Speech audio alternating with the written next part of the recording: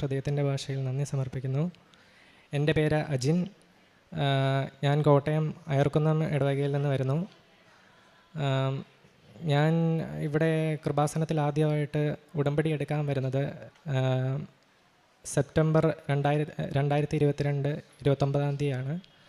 അപ്പം ഞാൻ വരുവാൻ ഇവിടെ ആദ്യം ഉണ്ടായ സാഹചര്യം എന്ന് വെച്ച് കഴിഞ്ഞാൽ ഞാൻ B.Pharm ആയിരുന്നു പഠിച്ചിരുന്നത്. അപ്പോൾ ഞാനിവിടെ വരുന്ന ദിവസം എനിക്ക് 20 സപ്ലിമെൻ്ററി ക്ലിയർ ചെയ്യാൻ വേണ്ടിയിട്ടുണ്ടായിരുന്നു. അപ്പോൾ എൻ്റെ ബാച്ച് പാസ് ഔട്ട് ആകുന്ന വർഷമാണത്. എൻ്റെ ബാച്ച് പാസ് ഔട്ട് ആയിരുന്നു ആ സമയത്ത്. അപ്പം ഞാൻ വരുവാനുണ്ടായിരുന്ന സാഹചര്യം എന്ന് വെച്ച് കഴിഞ്ഞാൽ എനിക്ക് പഠിക്കുവാൻ ശരിക്കും പറഞ്ഞാൽ കഴിവുകളൊക്കെ ഉണ്ടായിരുന്നു. പക്ഷേ എൻ്റെ ഉഴപ്പിൻ്റെ കൂടുതൽ കൊണ്ടും എൻ്റെ സ്വഭാവത്തിൻ്റെ കുറേ ദൂഷ്യവശങ്ങൾ കൊണ്ടും ഞാൻ കോളേജിൽ സപ്ലിമെൻ്ററി അടിച്ചുകൊണ്ടിരുന്നു. സപ്ലി അടിച്ച് തുടങ്ങിക്കഴിഞ്ഞ് കഴിഞ്ഞാൽ പിന്നെ അത് ചറപറ അടിച്ചുകൊണ്ടിരിക്കും. അപ്പോൾ ഞാൻ അങ്ങനെ എനിക്ക് ശരിക്കും പറഞ്ഞു കഴിഞ്ഞാൽ ഉഴപ്പിൻ്റെ കൂടുതൽ കൊണ്ട് തന്നെ ഞാൻ പഠിക്കുന്നില്ലായിരുന്നു. അത് വേറൊരു കാര്യം. പിന്നെ ഉഴപ്പിൻ്റെ കൂടുതൽ കൊണ്ട് തന്നെ പരീക്ഷയുടെ തലേന്നൊക്കെ ഒന്നും ഒരു സെൻറ്റൻസ് പോലും ഞാൻ പഠിക്കത്തില്ല, ബുക്ക് തുറക്കത്തില്ല. അങ്ങനെ ഞാൻ കോപ്പി അടിക്കുകയൊക്കെ ചെയ്യുമായിരുന്നു. അത് കഴിഞ്ഞിട്ടാണ് എന്നെ കോളേജിൽ പിടിക്കുകയൊക്കെ ചെയ്തു. അങ്ങനെ അതൊരു വലിയ ഇഷ്യൂ ഒക്കെ ആയി കഴിഞ്ഞപ്പോൾ എൻ്റെ അച്ഛൻ അന്ന് വന്നപ്പോഴത്തേക്ക് അച്ഛയുടെ കണ്ണ് നിറയുന്നത് കണ്ടു.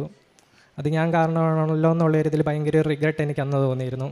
എന്നിട്ട് ഞാൻ അന്ന് എൻ്റെ അച്ഛയെ ചെന്ന് കെട്ടിപ്പിടിച്ചിട്ട് ഞാൻ അന്ന് രാത്രി പറഞ്ഞു, ഇനി ഞാൻ കാരണം ഒരിക്കലും അച്ഛൻ ഇവിടെ നാണം കെടാൻ ഇടവരത്തില്ലെന്ന് ഞാൻ പറഞ്ഞിരുന്നു. അന്ന് തന്നെ ഞാനൊരു തീരുമാനം എടുത്തു. ഇതിൻ്റെയൊക്കെ ഭാഗമായിട്ട് എന്നെ ബോയ്സ് ഹോസ്റ്റലിൽ നിന്ന് ടെർമിനേറ്റ് ചെയ്യുകയൊക്കെ ചെയ്തിരുന്നു. അപ്പോൾ ഞാൻ അന്ന് ശരിക്കും പറഞ്ഞു കഴിഞ്ഞാൽ ഞാൻ കട്ടപ്പനയിൽ ചെന്ന് കഴിയുമ്പോഴത്തേക്കും പുറത്ത് റൂം എടുത്തായിരുന്നത് 3 മാസം കൂടെ എൻ്റെ കോഴ്സ് കംപ്ലീറ്റ് ചെയ്യാൻ വേണ്ടിയിട്ടുള്ളൂ.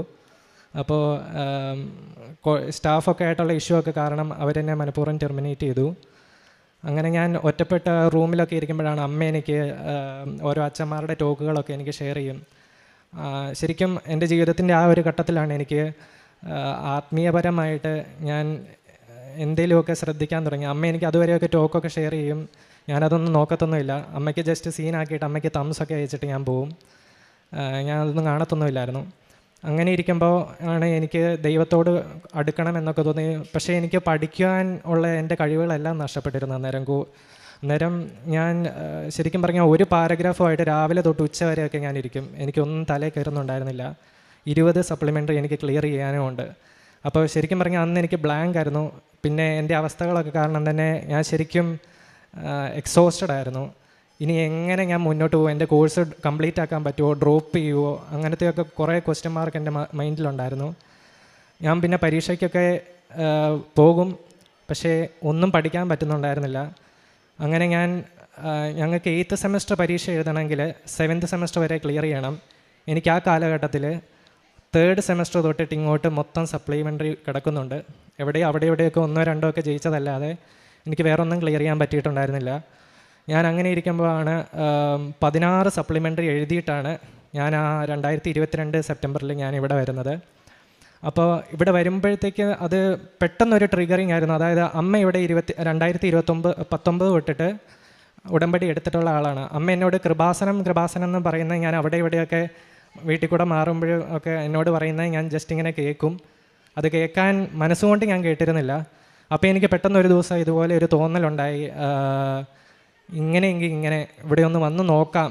പക്ഷേ എനിക്കിവിടെ ഉടമ്പടി ഉണ്ടെന്നോ ഇത് ഇങ്ങനെ കാര്യങ്ങളെന്നൊക്കെ എനിക്കറിയത്തില്ല. എൻ്റെ ഒരു കോൺസെപ്റ്റിലുള്ളതെന്ന് വെച്ച് കഴിഞ്ഞാൽ ഇവിടെ വന്ന അത്ഭുതം നടക്കുന്ന ഒരു പള്ളിയാണ്, ഇവിടെ വന്ന് പ്രാർത്ഥിച്ച കാര്യങ്ങളൊക്കെ നടക്കും, അങ്ങനെ ഒരു ഇതിലാണ് ഞാൻ ഇവിടെ വരുന്നത്. അങ്ങനെ ഇവിടെ വന്നപ്പോഴാണ് എന്നോട് ഉടമ്പടി എടുക്കണം എന്നുള്ള സംഭവം അമ്മ പറയുന്നത്. അങ്ങനെ ഞാൻ മേളിൽ ചെന്ന് ക്ലാസ്സിലിരിക്കുമ്പോഴത്തേക്കും ആണ് ഉടമ്പടി നിബന്ധനകൾ ഇത്രയുണ്ടെന്നും പിന്നെ 6 നിയോഗങ്ങൾ പോലും എനിക്ക് വെക്കണമെന്നുള്ള കാര്യങ്ങൾ അറിയത്തില്ലായിരുന്നു. ഇവിടെ വന്നു കഴിഞ്ഞ് എനിക്ക് ശരിക്കും പറഞ്ഞാൽ ഇവിടെ ഒരു സ്ട്രൈക്കിംഗ് ആയിട്ട് വന്നത്, ആ മേളിൽ ആ ചേട്ടൻ ഇതുപോലെ പറഞ്ഞു, 6 നിയോഗങ്ങൾ നിങ്ങൾ ചുമ്മാ ഉള്ള നിയോഗങ്ങൾ വെക്കല്ല്, നിങ്ങൾക്ക് ഇമ്പോസിബിൾ എന്ന് തോന്നുന്ന നിയോഗങ്ങൾ എന്തോ അത് നിങ്ങൾക്ക് സമർപ്പിക്കാമെന്ന്. എന്നെ സംബന്ധിച്ച് 20 എണ്ണം ഞാൻ ക്ലിയർ ചെയ്യാമെന്ന് പറഞ്ഞു കഴിഞ്ഞാൽ എന്നെക്കൊണ്ട് ഇമ്പോസിബിളായിരുന്നു. കാരണം ഞാൻ പറഞ്ഞല്ലോ, എനിക്ക് ഒരു പാരഗ്രാഫ് പോലും എനിക്ക് പഠിക്കാൻ പറ്റുന്നുണ്ടായിരുന്നില്ല. എൻ്റെ ബ്രെയിൻ എല്ലാം എക്സോസ്റ്റഡ് ആയിട്ട് പോയിരുന്നു, ഞാൻ ഉഴപ്പി. അങ്ങനെ ഞാൻ ഇവിടെ വന്ന് നിയോഗങ്ങൾ വെച്ചു. ആദ്യം ഒന്നാമത്തെ കാര്യം എൻ്റെ സപ്ലി ക്ലിയർ ചെയ്യുന്നത്. പിന്നെ 6 നിയോഗം വെക്കണമെന്ന് ഇവിടെ വരുമ്പോഴാണ് ഞാൻ അറിയുന്നത്. അങ്ങനെ 6 എന്തെങ്കിലുമൊക്കെ എഴുതി വെക്കാമെന്നുള്ള ഇതിൽ ചേച്ചിയുടെ കല്യാണം അങ്ങനെ നിയോഗം വെച്ചു. പിന്നെ ഇവൻ നേഴ്സിംഗ് ഫസ്റ്റ് ഇയർ ആയിരുന്നു അന്നേരം. ഇതെൻ്റെ അനിയനാണ്, ഇതെൻ്റെ അമ്മയാണ്. അപ്പോൾ ഇവൻ നേഴ്സിംഗ് ഫസ്റ്റ് ഇയർ പഠിച്ചുകൊണ്ടിരുന്ന സമയത്ത് ഇവൻ ഫസ്റ്റ് ഇയറിൻ്റെ സ്റ്റഡി ലീവിന് വീട്ടിൽ വരുമ്പോൾ ഇവൻ ബാഗിൻ്റെ സിബ് പോലും തുറക്കാതെയാണ് ഇവൻ പരീക്ഷയുടെ തലേന്ന് ഫസ്റ്റ് ഇയർ പരീക്ഷ എഴുതാൻ പോയത്. ഇത് ഞാൻ കണ്ടിരുന്നു. പക്ഷേ എനിക്ക് ഇവനോടൊന്നും പറയാൻ പറ്റത്തുണ്ടായിരുന്നില്ല. കാരണം ഞാൻ സപ്ലി അടിച്ച് കിടക്കുന്ന ഒരാളാണ്. അപ്പം ഞാൻ ഇവനോട് എന്ത് പറഞ്ഞ് ഉപദേശിച്ചാലും ഇവൻ അത് എടുക്കത്തില്ല. അതുകൊണ്ട് തന്നെ എനിക്കൊന്നും പറയാൻ പറ്റത്തുണ്ടായിരുന്നില്ല. ഞാനിവിടെ വന്ന് ചുമ്മാ ഒരു നിയോഗം എഴുതിയിട്ടു. ഞാൻ ഇവിടുന്ന് ഉടമ്പടി എടുത്തു പോയി.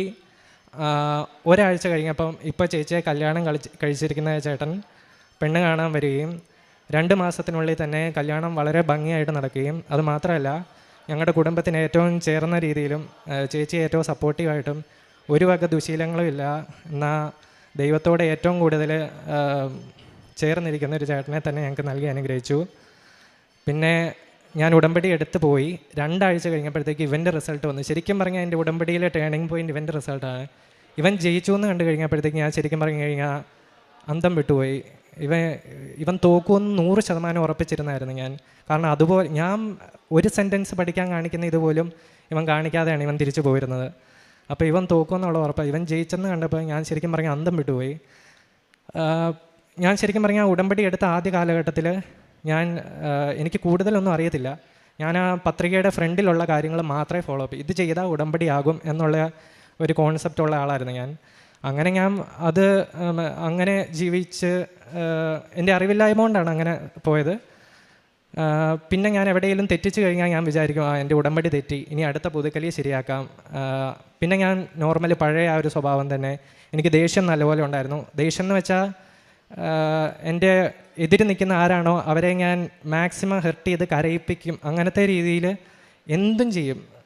അതുപോലെ ദേഷ്യം വരുമായിരുന്നു എനിക്ക്. അപ്പോൾ ഞാൻ അതുപോലെ ഇങ്ങനെ വന്ന് പിന്നെ ദേഷ്യമൊക്കെ ഉടമ്പടിയിലായിരിക്കുമ്പോൾ തന്നെ എൻ്റെ ദേഷ്യമൊക്കെ പിന്നെ വരേണ്ട സാഹചര്യങ്ങൾ ഞാൻ നന്നായിട്ട് ദേഷ്യപ്പെടും. പിന്നെ അടുത്ത പുതുക്കൽ വരുമ്പോഴത്തേക്കും കുറച്ച് കാലത്തേക്ക് നന്നായിട്ട് ഇതാക്കുക. ആ കാലഘട്ടങ്ങളിൽ എനിക്ക് വെച്ചിരിക്കുന്ന നിയോഗങ്ങൾ നടക്കും. ഇതിനോടിടയ്ക്ക് അതായത് 2019 തൊട്ടിട്ടാണ് ഞാൻ സപ്ലി അടിച്ചു തുടങ്ങിയിരുന്നത്. 2019 തൊട്ട് 2022 കാലഘട്ടം വരെ ഞാൻ മൊത്തം 100ഓളം പരീക്ഷകൾ എഴുതിയിട്ടുണ്ട്, സപ്ലി റീസപ്ലി ആയിട്ടൊക്കെ. അപ്പോൾ അങ്ങനെ എഴുതിയിട്ടും ഞാൻ മൊത്തത്തിൽ ആ 3 വർഷത്തിനോടിടയ്ക്ക് 1-2 പരീക്ഷകളൊക്കെ ജയിച്ചിട്ടുള്ളതായിരിക്കും. എനിക്ക് പക്ഷേ ഒരു ടെൻഷനോ അങ്ങനെ ഒരു ഇതോ കാര്യങ്ങളൊന്നും ഉള്ള ആളല്ല.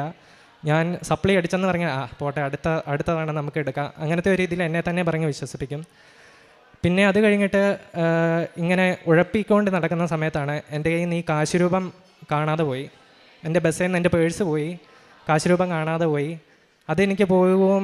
പിന്നെ എനിക്ക് അന്നേരം സപ്ലി ഇത്ര എണ്ണം ക്ലിയർ ചെയ്യണമല്ലോ എന്നുള്ള ഒരു ഇതുകൊണ്ട് ശരിക്കും ഡിസ്റ്റർബ്ഡ് ആയിരുന്നു ഞാൻ. ആ സമയം തന്നെ എൻ്റെ കാലിൻ്റെ ലിഗമെൻ്റ് ACL ഗ്രേഡ് 3 എനിക്ക് ടീർ വന്നു. അപ്പോൾ എനിക്കങ്ങനെ വന്നത് അത് ശരിക്കും പറഞ്ഞു കഴിഞ്ഞാൽ ഏറ്റവും ചുരുങ്ങിയത് ഒരു 1.5 വർഷം എടുക്കും ഒരു മനുഷ്യന് അത് ക്ലിയർ ചെയ്യാൻ വേണ്ടി. അതും ഇപ്പോൾ കളിക്കാരൊക്കെ എന്ന് വെച്ച് കഴിഞ്ഞാൽ ഏറ്റവും അഡ്വാൻസ്ഡ് ട്രീറ്റ്മെൻറ്റ് അവർക്ക് ലഭിച്ചിട്ട് തന്നെ ഏറ്റവും ചുരുങ്ങിയത് 1 വർഷം കൊണ്ടേ അവർ ഹീൽ ചെയ്യത്തുള്ളൂ. അപ്പം എനിക്ക് സർജറി വേണം എന്നുള്ളത് എനിക്ക് മാത്രമേ അറിയത്തുള്ളൂ. വീട്ടിൽ ആരോടും ഞാൻ പറഞ്ഞിട്ടില്ല. കാരണം സർജറിക്ക് 1.5 ലക്ഷം രൂപ വേണ്ടി വരും. അപ്പോൾ അത് വീട്ടിൽ പറയാൻ എനിക്ക് ഭയങ്കര ബുദ്ധിമുട്ടായിരുന്നു. കാരണം ഞാൻ തന്നെ അമ്മ പറയുന്നത് കേൾക്കാതെ കളിക്കാൻ പോയപ്പോൾ സംഭവിച്ചതാണ് എനിക്കിത്. അപ്പോൾ അതുകൊണ്ട് തന്നെ എനിക്കിത് പറയാൻ ബുദ്ധിമുട്ടായിരുന്നു. അങ്ങനെ ഞാൻ ആ കാല് പോയിരുന്ന ക്രച്ചസിൽ എൻ്റെ മനസ്സിൽ ആരോ തോന്നിപ്പിച്ചു വീണ്ടും വന്ന് ഉടമ്പടി എടുക്കണം, എനിക്ക് ഉടമ്പടി നന്നായിട്ട് ചെയ്യണം. ഇനി ഉടമ്പടി ഫ്രണ്ടിലുള്ളത് മാത്രമല്ല പുറകിലത്തെ അസസ്മെൻറ്റിൽ പറയുന്ന കാര്യങ്ങളും ഒക്കെ നന്നായിട്ട് ഫോളോ അപ്പ് ചെയ്യണം എന്നുള്ള രീതിയിൽ ഞാൻ വീണ്ടും ഇവിടെ വന്നു. ക്രച്ചസിൽ ഞാൻ കാല് ബാൻഡേജൊക്കെ ഇട്ട് ഞാൻ ക്രച്ചസിൽ തന്നെ ഇവിടെ വന്നിരുന്നു. അന്ന് ഞാൻ ഉടമ്പടി എടുത്തു. ഉടമ്പടി ഇനി നന്നായിട്ട് ഫോളോ അപ്പ് ചെയ്യാമെന്നുള്ളൊരു മൈൻഡിൽ ഞാൻ പോയി. പിന്നീട് ഞാനാണെങ്കിൽ എനിക്ക് കാല് അതുപോലെ ആയതുകൊണ്ട് എനിക്ക് ദിവസേന പള്ളി പോകാൻ സാധിക്കുന്നുണ്ടായിരുന്നില്ല. പിന്നെ ഞാനാണെങ്കിൽ അതുകൊണ്ട് തന്നെ ഞാൻ എൻ്റെ റൂമിലിരുന്നിട്ട് ഞാൻ യൂട്യൂബ് എടുത്തിട്ട് കുർബാന കൂടാൻ വേണ്ടി തുടങ്ങി. ഇനി ഞാൻ എൻ്റെ കാല് ശരിയായി കഴിയുമ്പോഴത്തേക്ക് ഞാൻ ഡയറക്റ്റ് പള്ളി വന്നോളാമെന്ന് ഞാൻ ദൈവത്തോട് പറഞ്ഞു. അങ്ങനെ ഇത് തുടങ്ങിക്കഴിഞ്ഞ് 2 മാസം കഴിഞ്ഞപ്പോഴത്തേക്ക് ഒരു ദിവസം ഞാനൊരു സാക്ഷ്യം കാണുവാണ്. ഒരു ചേച്ചിക്ക് ഇതുപോലെ കാലിൻ്റെ ഇത് ഹീൽ ചെയ്യുന്നത്, ലിഗമെൻ്റ് അല്ല, എന്തോ കാലിൻ്റെ ഇത് നേരെയാകുന്നത്. അപ്പം ഞാൻ എൻ്റെ മനസ്സിലിങ്ങനെ മാതാവിനോട് ഇതുപോലെ എൻ്റെ കാലിന് ഇതുപോലെ ആകുമായിരുന്നേ നല്ലതായിരുന്നു. കാരണം ഞാൻ ആ റൂം വിട്ടിട്ട് വീട്ടിൽ നിന്ന് പുറത്തിറങ്ങുന്നത് കുളിക്കാൻ വല്ലതും പോകുമ്പോഴേ ഇറങ്ങാറുള്ളൂ. അല്ലാതെ അങ്ങനെ ഇരുന്ന് ശരിക്കും എനിക്ക് ശീലമില്ല, മടുപ്പായി. അങ്ങനെ ഞാൻ അങ്ങനെയൊന്ന് മനസ്സിലാഗ്രഹിച്ച് ഞാൻ ഈ കാലിന് ഇതുപോലെ വന്നു കഴിഞ്ഞാൽ നമ്മുടെ കാല് മടങ്ങത്തില്ല.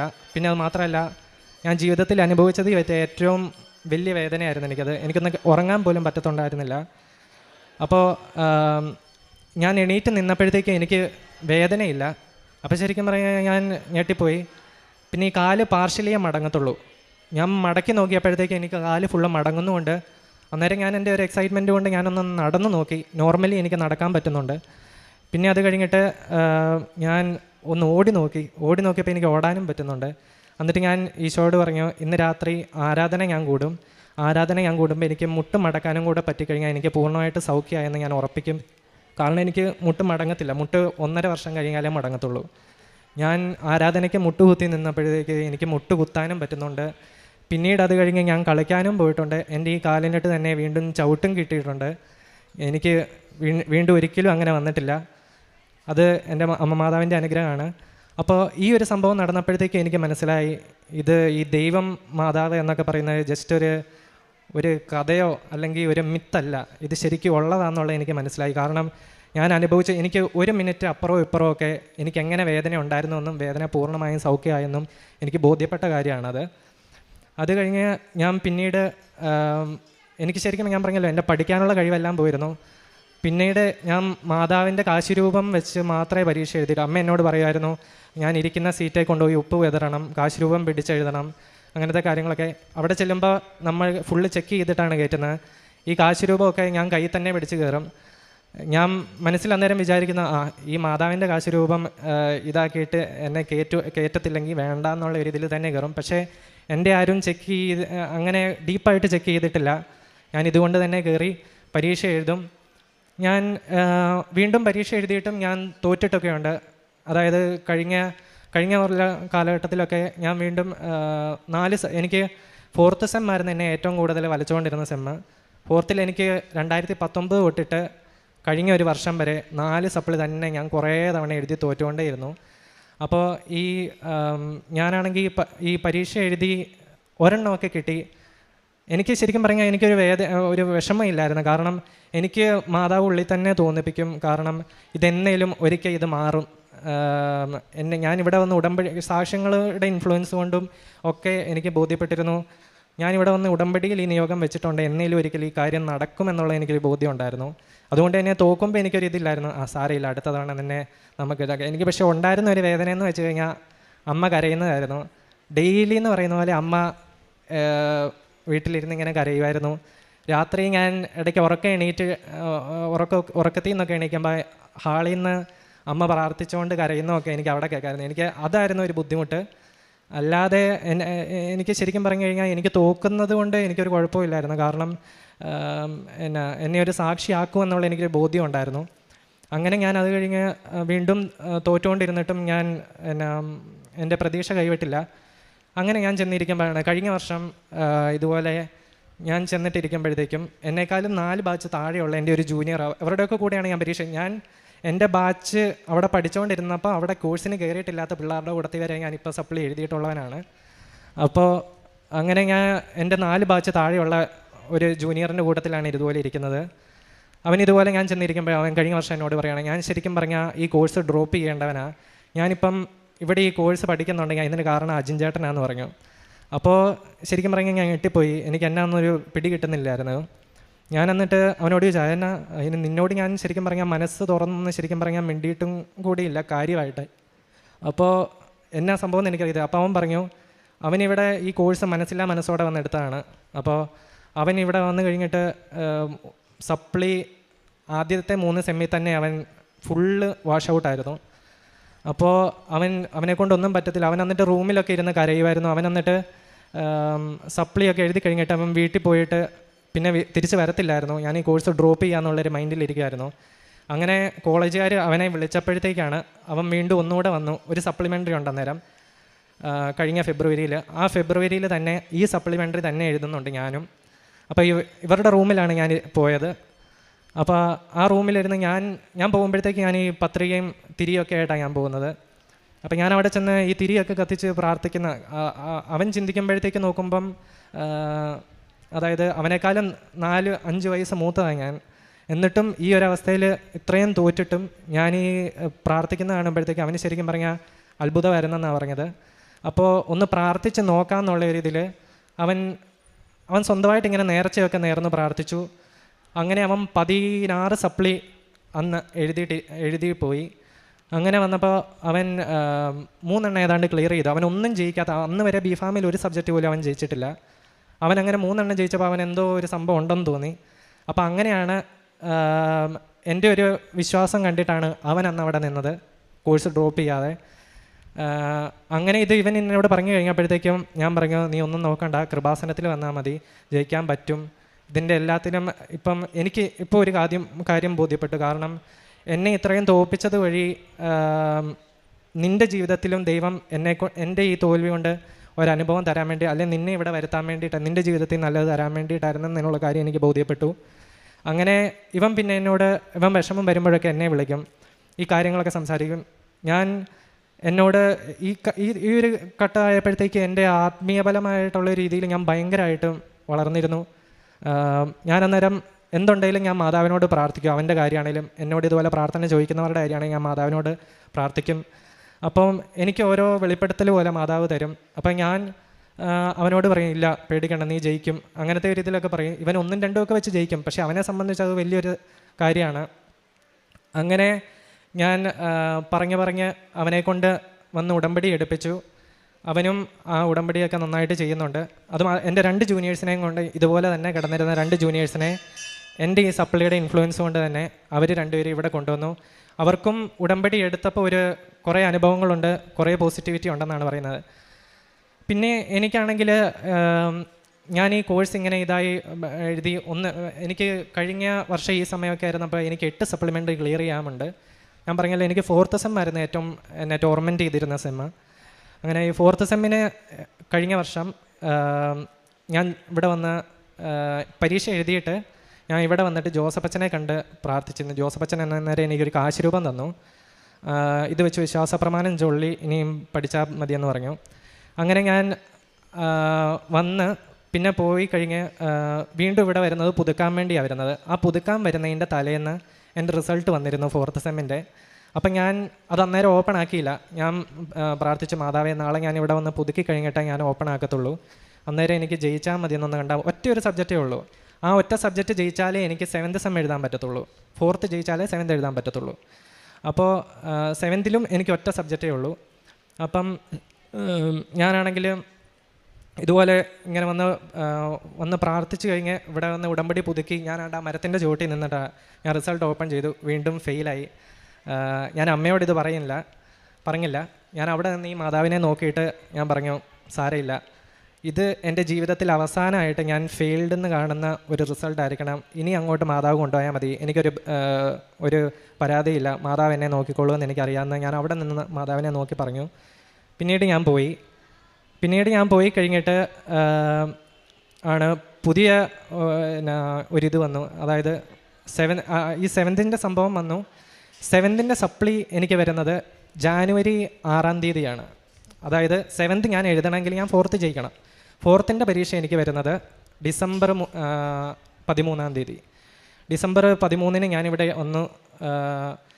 അപ്പോൾ തന്നെ ഈ റിസൾട്ട് ശരിക്കും പറഞ്ഞാൽ ജാനുവരി 6-ന് മുമ്പ് വരത്തില്ല. അപ്പോൾ ഞാനാണെങ്കിൽ ഇതുപോലെ ഹൈ യൂണിവേഴ്സിറ്റിയിലൊക്കെ ഇതുപോലെ ബന്ധപ്പെട്ട് കഴിഞ്ഞാൽ എൻ്റെ സാറുമാരെയൊക്കെ ബന്ധപ്പെട്ട് കഴിഞ്ഞപ്പോഴത്തേക്കും അവർ പറഞ്ഞു, ഇത് ഹൈക്കോർട്ടിൽ അപ്പീൽ ചെയ്യണമെന്ന് പറഞ്ഞു. പാടാന്ന് പറഞ്ഞു. ഞാൻ വേറെ കേസിന് പോയിട്ടുള്ള സ്റ്റുഡൻസിനെയൊക്കെ വിളിച്ചപ്പോഴത്തേക്കും അവർ പറഞ്ഞു, നിനക്ക് കിട്ടത്തില്ല എന്ന് പറഞ്ഞു. അതായത് അവന്മാരോട് സംസാരിച്ചപ്പോൾ എനിക്ക് ഭയങ്കര നെഗറ്റിവിറ്റി ആയിരുന്നു. അവന്മാർ പറഞ്ഞത് കിട്ടത്തില്ലെന്ന് പറഞ്ഞു. ഈ ഒരു കേസ് കേട്ടുകൊണ്ടൊന്നും കിട്ടത്തില്ല, വെറുതെ പോകുന്ന പൈസ കളയാമെന്നൊക്കെ പറയും. ഞാൻ എന്നാലും എനിക്ക് കേട്ടപ്പോൾ ഒരു നെഗറ്റിവിറ്റി തോന്നി. ഞാൻ ആ ഫോം ഇതായി കഴിഞ്ഞിട്ട് ഞാൻ വിചാരിച്ചു, പിന്നെ എൻ്റെ കൂട്ടത്തിൽ കൃപാസനം മാതാവുണ്ട്, മാതാവ് എന്നെ നോക്കിക്കോളൂ എന്നുള്ള രീതിയിൽ അച്ഛൻ ഒരു അഡ്വക്കേറ്റാണ്. അപ്പം ഞാൻ അച്ഛയുടെ കോണ്ടാക്ട്സ് വഴി ഒരു ഹൈക്കോർട്ടിലൊരു അപ്പീൽ പോയി. ആദ്യം ഞാൻ യൂണിവേഴ്സിറ്റി ചെന്ന് കഴിയുമ്പോൾ അവർ പറഞ്ഞു ഇത് ഫാർമസി കൗൺസിൽ ഓഫ് ഇന്ത്യയുടെ പെർമിഷൻ ഉണ്ടെങ്കിൽ നിനക്ക് എഴുതാൻ പറ്റത്തുള്ളൂ എന്ന് പറഞ്ഞു. അത് ചുമ്മാ എന്നെ ഓടിക്കാൻ വേണ്ടി പറഞ്ഞതാണ്. ഞാൻ എന്നിട്ട് അവിടെ നിന്ന് തന്നെ എൻ്റെ സാർമാരെ വിളിച്ചപ്പോൾ പറഞ്ഞു ഹൈക്കോർട്ടിൽ തന്നെ പൊക്കോളാൻ പറഞ്ഞു. എന്നിട്ട് ഞാനും അച്ഛൻ കൂടെ ഹൈക്കോർട്ടിൽ അപ്പീൽ ചെയ്തു. എനിക്ക് പാടാണ് ശരിക്കും. ഞാൻ അപ്പീൽ ചെയ്തേക്കുന്നതെന്ന് വെച്ച് കഴിഞ്ഞാൽ ഈ ഇത് ഞാനിപ്പോൾ എഴുതുന്നുണ്ട്, അതിനുള്ളിൽ അടുത്ത മാസത്തിനുള്ളിൽ റിസൾട്ട് വരത്തില്ല. അപ്പോൾ എന്നെ ആ എക്സാം എഴുതാൻ പെർമിറ്റ് ചെയ്യണം. എന്നിട്ട് ഈ റിസൾട്ട് ഞാൻ ജയിച്ചാൽ മാത്രമേ എൻ്റെ സെവൻത്തിൻ്റെ റിസൾട്ട് വരുന്നത് പബ്ലിഷ് ചെയ്താൽ മതിയെന്ന് ഉള്ളൊരു അപ്പീലിലാണ് ഞാൻ പോയത്. ഈ 7th 4th ജയിച്ചാലേ എനിക്ക് 8th എഴുതാൻ പറ്റത്തുള്ളൂ. അപ്പം ഞാനാണെങ്കിൽ ഇതുപോലെ ആ സമയത്ത് December 13 ഞാൻ പരീക്ഷയ്ക്ക് ചെന്നപ്പോഴും ഈ പറയുന്ന എൻ്റെ ജൂനിയറൊക്കെ അവിടെയുണ്ട്, അവനും ആ പരീക്ഷ എഴുതുന്നുണ്ട്. അവനൊക്കെ ഈ കേസിൻ്റെ കാര്യമൊക്കെ അറിയാം. അപ്പം അവനോടൊക്കെ ഞാൻ ധൈര്യമായിട്ട് പറഞ്ഞു സാരില്ല, അടുത്ത മാസം ഞാൻ പരീക്ഷ എഴുതും. ഞാൻ കോൺഫിഡൻ്റ് ആയിട്ട് തന്നെ പറഞ്ഞു. അടുത്ത അതുപോലെ ഒരു കോൺഫിഡൻസ് എനിക്കുണ്ടായിരുന്നു. നോർമലി ഞാൻ ഭയങ്കര പേടിച്ച് ഇരിക്കുന്ന ഒരിതല്ല. അപ്പോൾ എനിക്കൊരു ഭയങ്കര കോൺഫിഡൻസ് ഉണ്ടായിരുന്നു. പിന്നെ പ്രത്യേകിച്ച് മാതാവിൻ്റെ ഈശോയുടെ ഒരു ധൈര്യവും കൂടെ കിട്ടുമ്പോൾ എക്സ്ട്രാ ഒരു കോൺഫിഡൻസ് ആണ്. അപ്പോൾ ഞാൻ പറഞ്ഞു കേസൊക്കെ ഞാൻ പാസ്സാവും, എനിക്ക് കിട്ടും, എനിക്ക് അപ്പീൽ ചെയ്ത് എനിക്ക് പാസ്സാവുമെന്നൊക്കെ പറഞ്ഞു. അങ്ങനെ ഞാൻ ആ 4th പരീക്ഷ എഴുതിയിട്ട് ഞാൻ പോയി. അങ്ങനെ December 19 എൻ്റെ ഹിയറിങ്. അന്ന് എൻ്റെ ഹിയറിങ് എടുത്തില്ല. അന്ന് എൻ്റെ ഹിയറിങ് എടുത്തിട്ട് പറഞ്ഞു ഇതെന്തുകൊണ്ട് അങ്ങനെ ഏതാണ്ട് ചോദിച്ചു. അത് പിന്നെ December 24 എൻ്റെ ഹിയറിങ്. December 24 എൻ്റെ കേസ് എടുത്തില്ല. പിന്നെ അതിൻ്റെ പിറ്റേന്ന് December 25 എൻ്റെ കോളേജിൽ പഠിച്ച തന്നെ 2 പേരുടെ കല്യാണമുണ്ട്. അതായത് 2 പേരും തമ്മിൽ കല്യാണം കഴിക്കുന്നു. തൃശ്ശൂരാണ് കല്യാണം. അപ്പം തലേന്ന് എൻ്റെ കൂട്ടുകാരെല്ലാം തൃശ്ശൂർ പോയി ചേർന്നിട്ടുണ്ട്. ഞാൻ അവന്മാരെന്നെ വിളിച്ചു, എടാ വാ ഇന്ന് രാത്രി അടിച്ചു പൊളിക്കാമെന്നുള്ള രീതിയിൽ പറഞ്ഞു. അങ്ങനെ ഞാൻ അവിടെ ചെന്ന് കഴിഞ്ഞപ്പോൾ ഞാൻ വിളിച്ചപ്പോഴത്തേക്ക് ഞാൻ ആദ്യം അവന്മാരോട് ചോദിച്ചു കുർബാന കൂടാൻ പറ്റുമോ എന്ന് ചോദിച്ചു. അപ്പോൾ ഇല്ല ചിലപ്പോഴേ ഉള്ളെന്ന് പറഞ്ഞു. ഞാൻ എന്നിട്ട് ഈ കുർബാന ഇല്ല എന്നുള്ള ഒരു ഇതുകൊണ്ട് തന്നെ ഞാൻ അതിന് പോയില്ല. ഞാൻ എന്നിട്ട് പിറ്റേന്ന് രാവിലെ കുർബാന കൂടിയിട്ട് വെളുപ്പിനെ തന്നെ ഞാൻ ബസ് കയറി തൃശ്ശൂർ ചെന്നു. തൃശ്ശൂർ ചെന്ന് കഴിഞ്ഞപ്പോഴത്തേക്കും ഞാൻ ഇറങ്ങുന്ന സ്റ്റോപ്പ് ആയപ്പോൾ ഒരു വൃദ്ധനായിട്ടുള്ള ഒരാൾ എൻ്റെ അടുത്ത് വന്നിട്ട് ചോദിച്ചു എന്നെ ബസ്സിൽ നിന്നൊന്ന് ഇറക്കി തരാമെന്ന് ചോദിച്ചു. അപ്പോൾ ഇത് കാരുണ്യ പ്രവർത്തിയുടെ ഭാഗമല്ലേ എന്ന് കരുതി ഞാനും ഓക്കെ ഞാൻ ഇറക്കാമെന്ന് പറഞ്ഞു. ഈ അപ്പച്ചൻ്റെ അടുത്ത് കണ്ണ് കാണത്തില്ല ഈ അപ്പച്ചൻ എൻ്റെ അടുത്ത് വഴി ക്രോസ് ചെയ്തു.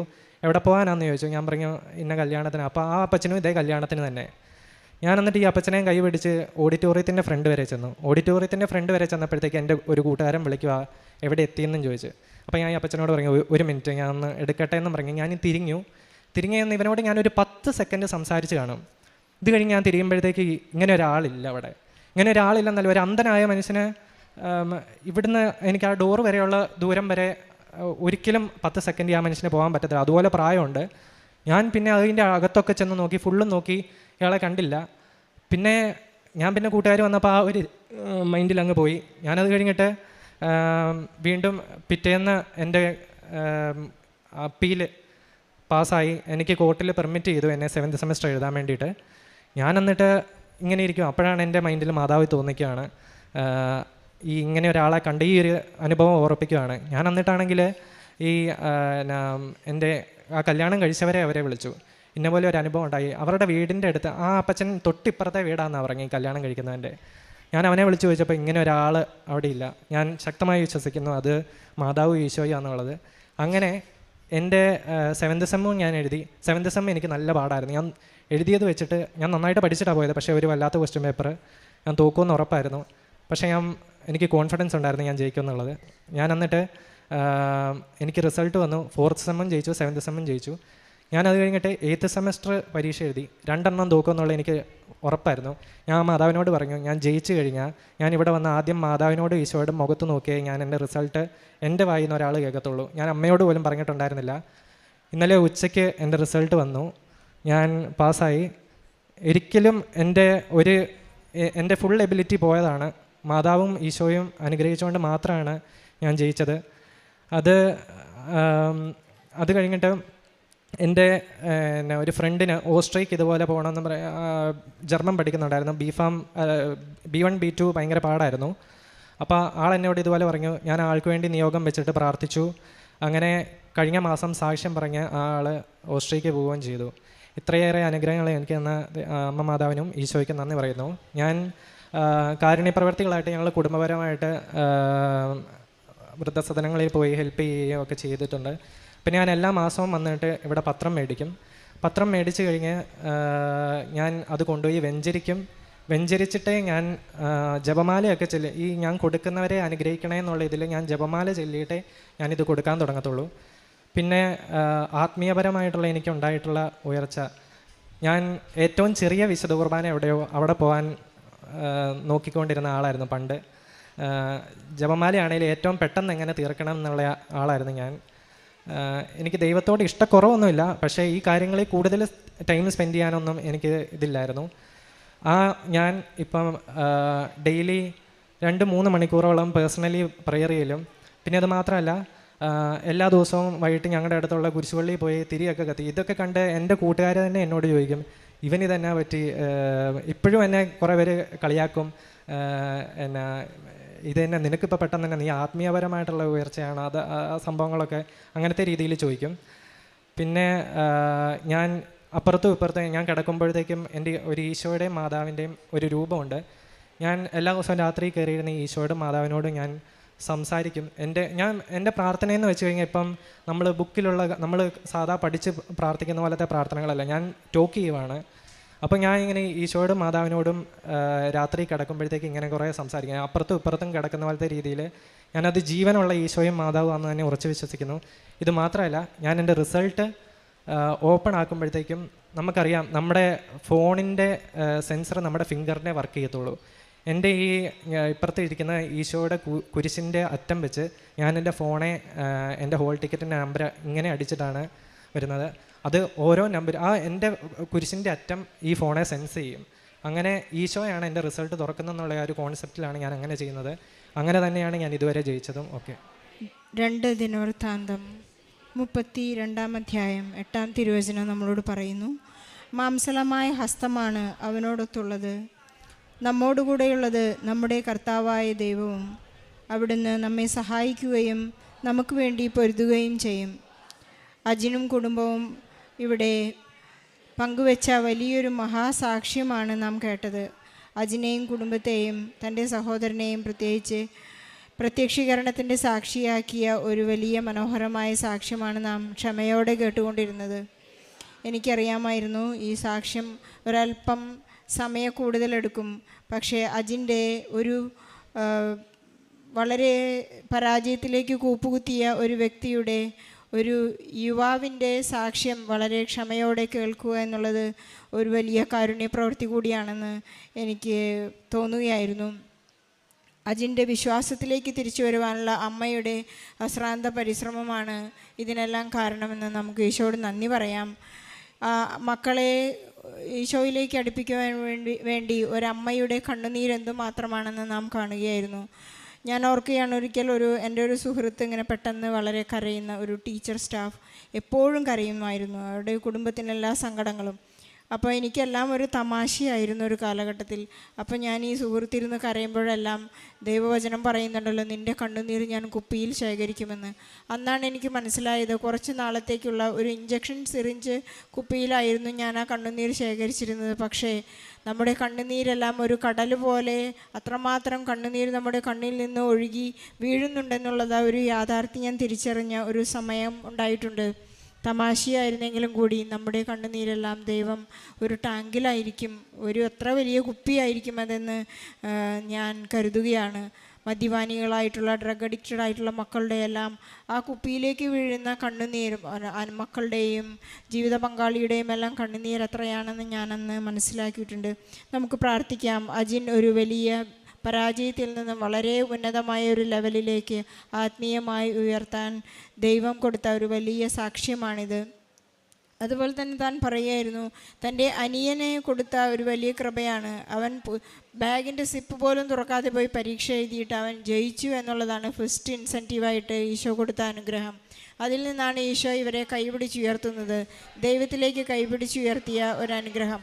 പലപ്പോഴും ഉണ്ടാകുന്ന ഒരു കാര്യം ഇതാണ്, ഫസ്റ്റ് ഇൻസെൻറ്റീവ് ഗ്രേസ് കിട്ടിക്കഴിഞ്ഞാൽ ഇതെല്ലാം ഇനി ഉടമ്പടി നിബന്ധനകൾ പാലിച്ചാൽ ഇതെല്ലാം ഞങ്ങൾക്ക് ഗ്രാൻഡഡ് ആണ് എന്ന് വിചാരിക്കുമ്പോഴാണ് വീണ്ടും നാം കൂപ്പുകുത്തി പഴയതിനേക്കാൾ പിന്നത്തതായി നാം വീണു പോകുന്നത് എന്ന് നാം മനസ്സിലാക്കുന്ന രാജ്യൻ്റെ ജീവിതത്തിലൂടെ നമുക്ക് മനസ്സിലാക്കാൻ സാധിക്കും.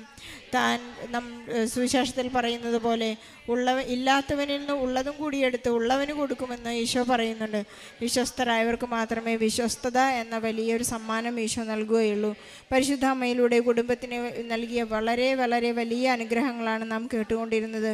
സമയച്ചുരുക്കത്തിൻ്റെ അമ്മ, സഞ്ചാരി മാതാവ്, എല്ലാ കേസുകെട്ടിലേക്കും, എല്ലാ തുറക്കാൻ സാധിക്കാത്ത ഫയലുകളിലേക്കും, എല്ലാ അസുഖങ്ങളിലേക്കും അസ്വസ്ഥതകളിലേക്കും ഇവരുടെ കുടുംബത്തിലേക്ക് കടന്നു ചെന്ന ഒരു പരിശുദ്ധ അമ്മയ്ക്ക് വേണ്ടിയുള്ള സാക്ഷ്യം നമുക്ക് ഈശോയ്ക്ക് നന്ദി പറയാം. ഈശോയിൽ നിന്നെല്ലാം നേടിക്കൊടുക്കാൻ പരിശുദ്ധ അമ്മയ്ക്ക് സാധിച്ചു. നാം എത്ര വലിയ ബലഹീനത ഉള്ളവരായാലും പാപികളായിരുന്നാലും പരിശുദ്ധ അമ്മ നമ്മെ ചേർത്ത് പിടിക്കുന്ന, കൈകളിൽ കോരിയെടുക്കുന്ന ഒരു വലിയ ജീവിത സാക്ഷ്യത്തിന് നമുക്ക് ഈശോയ്ക്കും പരിശുദ്ധ അമ്മയ്ക്കും വലിയൊരു കൈയടി നൽകിക്കൊണ്ട് ഈ സാക്ഷ്യം നമുക്ക് യൂത്തിന് വേണ്ടി പ്രാർത്ഥിച്ചുകൊണ്ട് സമർപ്പിക്കാം.